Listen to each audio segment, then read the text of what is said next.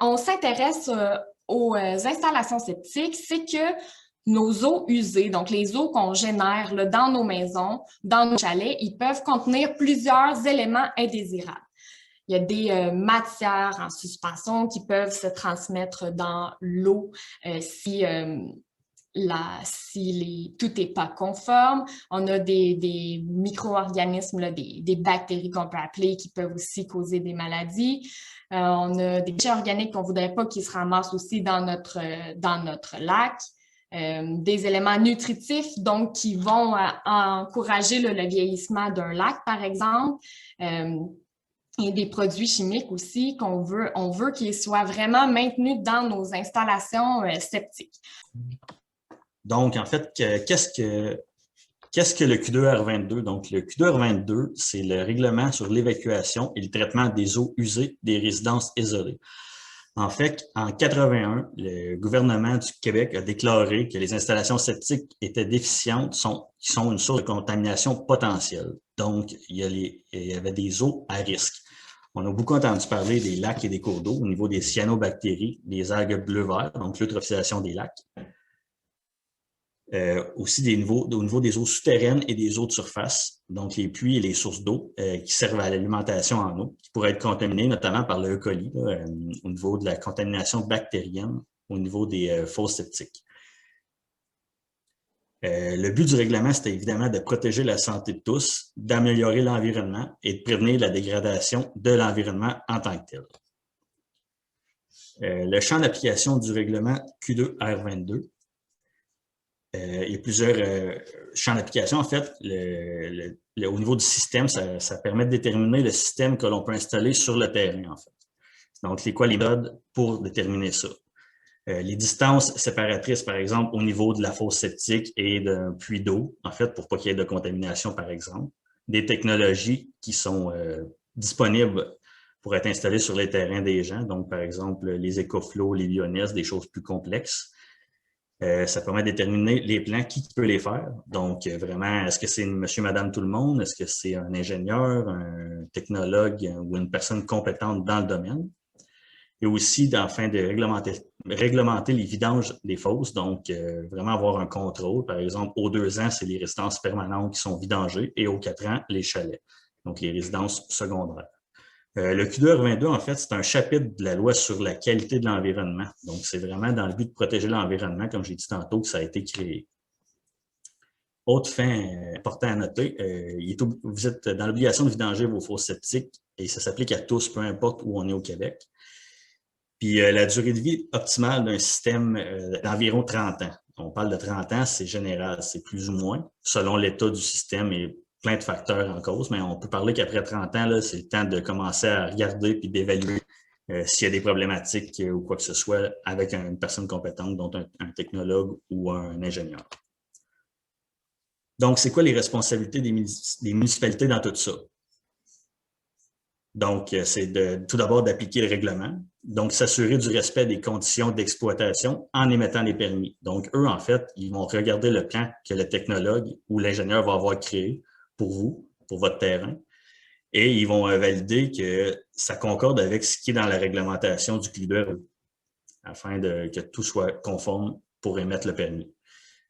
Aussi, les municipalités doivent intervenir en cas de nuisance, de contamination et de non-conformité, et donc de répondre aux plaintes des citoyens et les demandes d'information également. Si un citoyen veut savoir ce qu'il y a comme fosse septique chez lui parce qu'il ne sait pas, il vient d'acheter, la municipalité doit lui donner l'information, évidemment. Au niveau des responsabilités des citoyens, c'est vraiment de se conformer à ce qui est de la réglementation provinciale. Ça inclut évidemment la vidange, mais également l'entretien de l'installation sanitaire. Je vais en revenir un petit peu dans pas très long là, au niveau de l'entretien. Et ils doivent également se conformer à la réglementation municipale. Donc, la municipalité peut avoir une réglementation également qui vient dire qu'elle vient appliquer le Q2R22. Et donc, les citoyens doivent également se conformer à cette réglementation s'il y a des choses qui sont plus sévères, par exemple. Évidemment, au Q2R22, c'est une réglementation. Donc, il y a des amendes applicables à ça. Et aussi une petite phrase intéressante que j'ai sortie d'une jurisprudence, en fait, en matière d'environnement au niveau des cours municipales. Comme Gabriel l'a dit tantôt, j'ai un petit background au niveau d'inspecteur. J'ai fait ça pendant quelques années. et j'ai eu à faire certaines choses. Et ce qui revenait en fait dans la jurisprudence, c'est que nul ne peut revendiquer des droits acquis pouvant nuire, mettre la sécurité d'autrui en danger ou polluer. En fait, qu'est-ce que ça vient dire, ça? C'est simplement qu'un droit acquis en matière d'environnement, ça n'existe pas. Vous avez un champ qui pollue ou un puisard, quoi que ce soit, vous devez prouver qu'il est conforme et là, vous aurez droit à votre droit acquis. Mais si vous ne pouvez pas prouver qu'il est conforme, vous devrez mettre évidemment à jour votre champ ou et d'avoir quelque chose de conforme. Au niveau de l'entretien général fait par le citoyen, évidemment, je vais noter seulement certaines petites choses. Là. Ne pas jeter des huiles, des peintures, des solvants, des choses comme ça dans la fosse septique ou par les éviers. Ce que ça va faire, ces choses-là, c'est que c'est liquide et ça va passer à travers la fosse septique et se rendre jusqu'au champ d'épuration. Le champ d'épuration, lui, va finir par se colmater à la longue. On parle de sur plusieurs années, une dizaine d'années peut-être. Il va se colmater. Et là, il va avoir des problématiques puisque là, le champ, toute l'eau ne pourra plus sortir du champ. Il va retourner vers la fosse septique, augmenter le niveau et là, ça pourrait refouler à l'intérieur, par exemple. Aussi, ne pas circuler sur le champ d'épuration, évidemment. Stationner un véhicule ou même, j'ai déjà vu des piscines installées sur des champs d'épuration, bien ça va compacter le sol et ça va être la même problématique et ça va refouler à l'intérieur également à la longue. Remplacer couvercle détérioré, on parle d'étanchéité du système. Donc, si votre couvercle est percé, tout ça, il y a beaucoup d'eau qui rentre à l'intérieur, bien évidemment, vous allez avoir la même problématique. Le champ va être saturé d'eau et l'eau va refouler à l'intérieur également.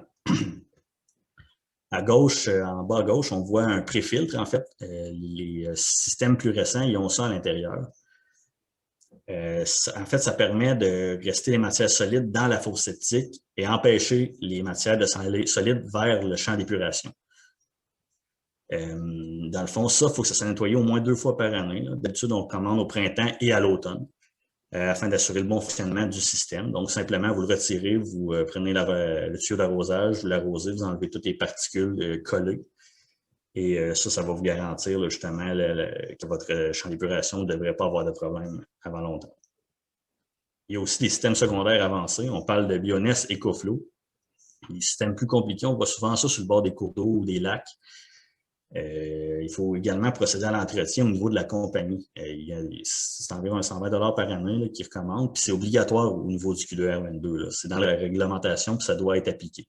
C'est aussi pour maintenir le bon fonctionnement du système. Par exemple, il y a de la tourbe dans ces systèmes-là pour justement épurer l'eau. Il faut qu'elle soit brassée, il faut qu'elle soit gérée convenablement pour ne pas colmater, justement.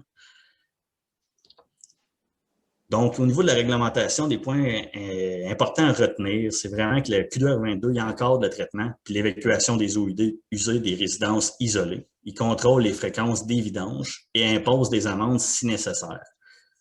Les municipalités sont tenues de l'appliquer, puis les propriétaires sont responsables de se conformer. Ces 2 derniers points-là sont quand même assez importants, puisque la municipalité pourrait demander à un citoyen de se conformer si il n'est pas conforme. Si, par exemple, il y a une plainte, mettons, il faudrait, le citoyen, il devrait en fait suivre les recommandations de la municipalité et donc aller passer voir un technologue ou un ingénieur afin de valider si le système est conforme. Un autre petit point là-dedans qu'on entend souvent, c'est la question des milieux humides. En fait, au niveau des milieux humides, ce qui arrive souvent, c'est que les gens ils achètent un terrain, ils veulent se construire et il y a un milieu humide dessus. Ils ne le savent pas initialement. Mais là, quand l'arpenteur vient, il vient faire son tour, il a une petite puce à l'oreille, ou le technologue, puis la fosse septique aussi, il dit « Hey, c'est peut-être humide ». Bien, depuis 2018, il y a une loi sur la conservation des milieux humides et hydriques. Donc, on ne peut pas détruire un milieu humide facilement. Il y a des coûts rattachés à ça. Par exemple, plus le milieu humide est d'une valeur importante au niveau écologique, donc il y a de l'importance, plus ça coûte cher pour le détruire et moins ça coûte cher s'il est moins important. Donc, il y a quand même ça à considérer, parce que ça peut complètement vous empêcher de construire, étant donné des coûts plus importants de base. Et évidemment, on ne veut pas détruire des milieux humides, étant donné la grande importance au niveau des écosystèmes pour tout ça. Donc, un peu pour mettre un petit contexte historique au niveau du Québec et des fosses septiques. Donc, avant 1981, il n'y avait pas de réglementation en vigueur au niveau des fosses septiques. Donc, c'était des puisards ou des rejets dans l'environnement qu'on voyait souvent. Dans le temps, c'était ça. De 81 à 2001, on a eu le premier règlement, le Q2R8. Là, on a commencé à incorporer un peu les fosses septiques suivies d'un champ d'épuration, petit peu par petit peu. À partir de 2001, on a eu le Q2R22, le règlement qu'on a maintenant, le règlement sur le traitement des eaux usées des résidences isolées. Là, on avait toujours les traitements primaires, la fosse septique, suivie d'un champ d'épuration, donc traitement secondaire. Mais on va aussi rajouter un traitement secondaire avancé dans certains cas. Donc, entre la fosse septique et le champ d'épuration, on rajoute une fosse de plus qui permet d'épurer encore plus l'eau. On va le voir plus tard. Puis aussi, il y a les traitements tertiaires qu'on ne va pas tellement aborder ici, là, étant donné que c'est des traitements plus compliqués également, là, où il y a des rejets directement dans l'eau, puis que c'est aux ultraviolets, entre autres. Intéressant au niveau de la réglementation, le QDR22, depuis 2001 qu'il est créé, le règlement, mais il est tout le temps en modification. À chaque année, il y a des nouvelles modifications afin d'ajouter des systèmes de traitement, par exemple, ou des petits détails au niveau des distances. Donc, c'est quand même un règlement qui est dynamique, là, il modifie afin d'améliorer le tout pour tous. La grande différence entre le Q2R8 puis le Q2R22, donc entre 81 et 2001, c'est qu'en 2004, l'obligation d'être membre d'un ordre professionnel compétent pour réaliser les plans d'une installation sanitaire était nécessaire. Donc, avant 2004, les gens pouvaient, tu pouvais être un entrepreneur excavateur et réaliser une fosse septique sans plan. Et c'était pas tant conforme, mais ça pouvait passer, disons, dans certaines municipalités. Donc là, c'est quand même un gros mouvement au niveau de 2004 qui s'est créé. Donc là, on avait des personnes compétentes qui créaient les plans d'implantation d'installations sanitaires. Donc, on va mettre un petit visuel là-dessus. Donc, contexte historique au Québec, comme je disais, plusieurs rejets dans l'environnement. Ici, on voit à gauche un puisard en béton. À droite, un puisard en bois, là, en matériaux résistants à l'eau, en fait, comme le cèdre ou le mélèze ou la pruche même. Donc, par exemple, dans la droite, c'est un puisard, désolé, qui n'a pas de fond. Donc, rejette directement dans l'environnement. La première catégorie, qu'il faut considérer, c'est que la fosse septique doit être étanche au début. En fait, elle ne doit pas contaminer le sol directement où elle est. C'est le champ d'épuration qui permet d'épurer le sol et où qui est une zone potentiellement contaminée. Donc, c'est quand même quelque chose qui avait été assez fréquent dans le temps.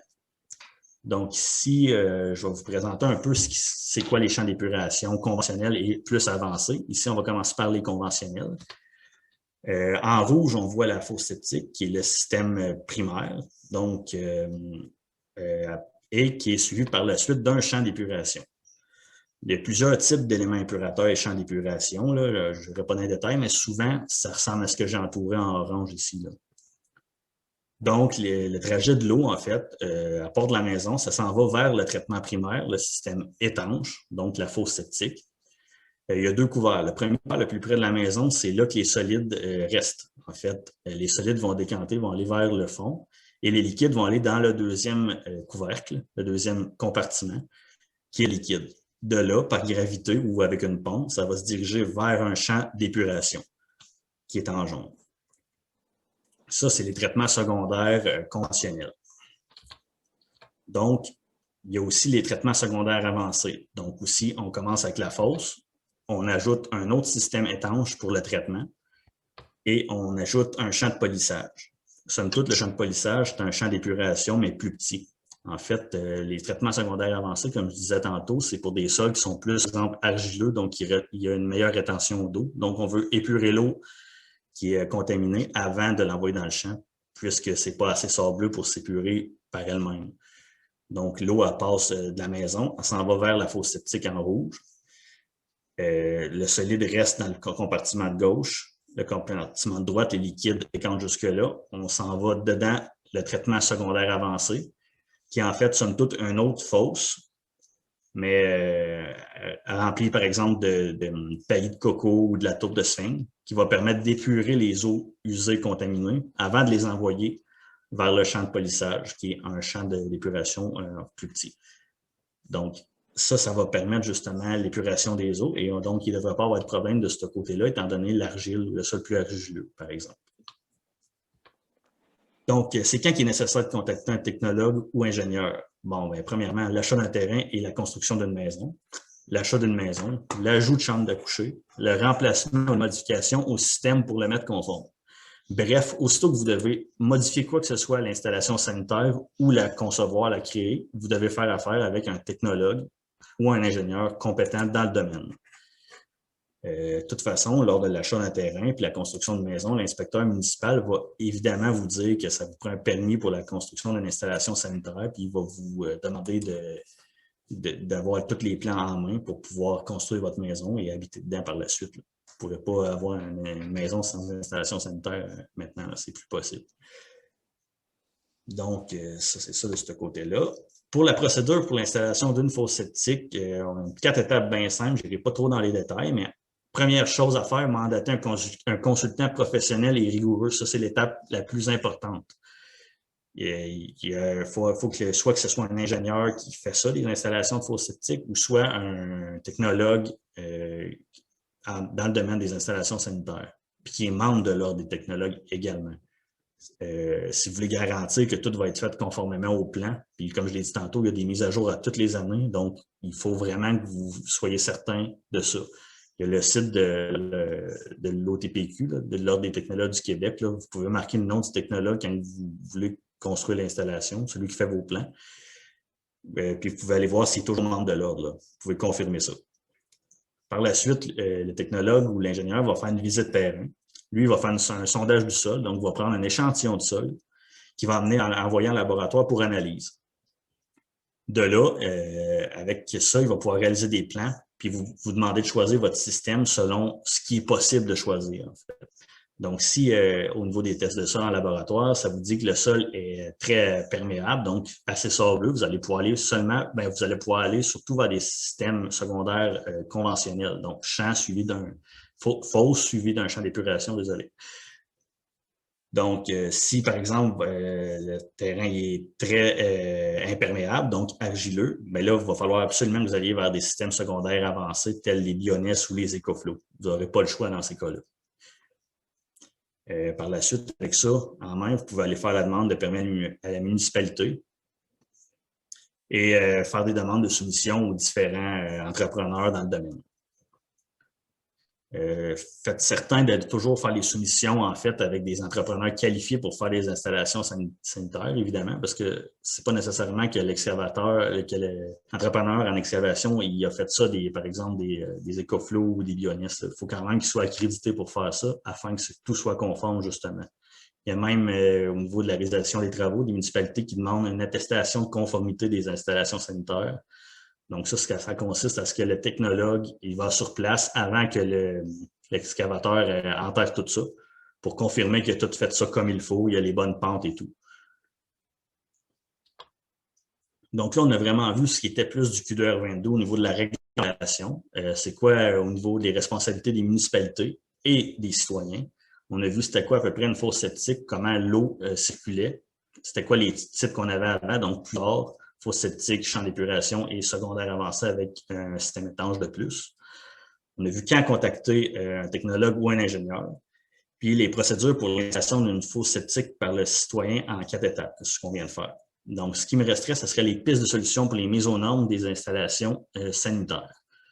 Donc, il y a vraiment plus que ce qui est au niveau municipalité et au niveau citoyen. Donc, les municipalités, ce qu'ils peuvent faire, ils peuvent mandater quelqu'un pour faire des relevés sanitaires, que je vais revenir dans pas très longtemps. Et le citoyen, lui, il a accès à des crédits d'impôt et des incitatifs municipaux aussi qui pourraient être créés. Je vais revenir en détail. Donc, le relevé sanitaire, qu'est-ce que c'est? Il y a un guide créé par le ministère de l'Environnement pour la réalisation d'un relevé sanitaire. Ça, dans le fond, ce petit guide-là, le ministère il a créé ça, en fait, pour aider les municipalités, justement, à évaluer l'état des systèmes sanitaires sur leur territoire. Par exemple, en faisant un relevé sanitaire, on a un portrait des installations sanitaires sur un territoire donné. Donc, comment est l'état des fosses septiques dans un territoire donné. Donc, ça peut être le tour d'un lac, ça peut être un rang, ça peut être la municipalité au complet. Donc, c'est possible de faire ça. Ça consiste à une inspection visuelle. On va voir dans les dossiers des municipalités ce qu'ils ont comme information au niveau des anciens systèmes, des nouveaux systèmes, afin de mettre ça à jour. Puis on peut, par la suite, créer un plan d'action, savoir, par exemple, une fosse septique classée C, c'est une fosse septique qui a des rejets directs dans l'environnement. Donc, on va prioriser les actions sur ces fosses-là plutôt que sur les fosses septiques classées B, qui pourraient, par exemple, qui consisteraient à des rejets indirects dans l'environnement. Donc, un champ d'épuration possiblement qui est trop près, par exemple, d'un puits d'eau, de peut-être 1 mètre de trop près, en fait, là, suite à un changement de réglementation, bien ça, on va moins prioriser ça, par exemple. Avec ça aussi, au niveau des relevés sanitaires, on peut créer un registre des installations sanitaires, une base de données, en fait. Là. Ça peut être Excel, ça peut être plein d'autres documentations au niveau de la municipalité.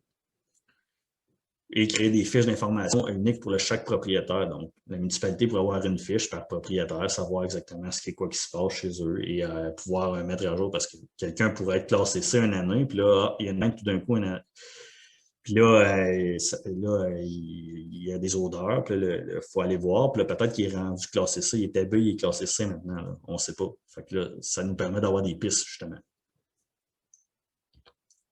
Au niveau des sources de financement, il y a des crédits d'impôt qui sont disponibles pour la construction des nouvelles installations sanitaires. Ça, c'est depuis 2017 que ça a lieu. C'est jusqu'en 2022. Ça va probablement être à plus tard également. Pour le moment, c'est jusqu'en 2022. C'est pas très compliqué. C'est un complémentaire, un formulaire, désolé, à compléter sur le site Internet de Revenu Québec. Donc, c'est pas tellement compliqué. Il faut remplir toutes les informations concernant justement l'excavateur, la personne qui a fait le plan et tout ça. Donc, le but de ça, c'est de mettre aux normes ou de remplacer une installation sanitaire. Ça ne s'applique pas à quelqu'un qui construit une nouvelle résidence puis il n'y avait pas d'installation avant ou qui a tout détruit puis qui reconstruit. Ça ne s'applique pas dans ce cas-là. Évidemment, il faut un entrepreneur qualifié parce que vous allez avoir besoin de ça pour avoir vos crédits. Puis une étude de caractérisation du sol, donc le technologue, là, et qui est effectué par un professionnel puis qui est toujours, en fonction. Donc, qui a toujours ses crédits au niveau de l'ordre.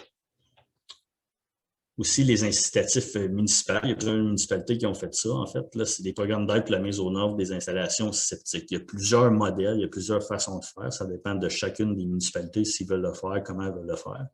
En fait, selon l'article 90 de la loi sur les compétences municipales, les municipalités peuvent accorder toute aide jugée appropriée en matière d'environnement. Donc, l'aide, elle peut notamment prendre la forme d'un emprunt de la somme nécessaire où là, ils peuvent emprunter un montant, aider les citoyens. Ça peut être le citoyen directement qui repaye tout ça. Ça peut être un pourcentage qui est payé par l'ensemble des contribuables. J'ai vu toutes sortes de façons de faire. Ça dépend, ça appartient à chacune des municipalités au niveau de la méthode, mais il y a possibilité, eux, de le faire. Dans ce cas-ci, une petite différence, en fait, c'est que les propriétaires ils doivent effectuer les travaux ou engager les gens, tout ça, et s'occuper de tout ça. Ce n'est pas la municipalité qui gère ça. La municipalité pourrait le gérer également, étant donné la loi ses compétences municipales. S'il y a il y a une pollution, quoi que ce soit, au niveau de l'environnement, ils peuvent appliquer, là, ils peuvent agir directement.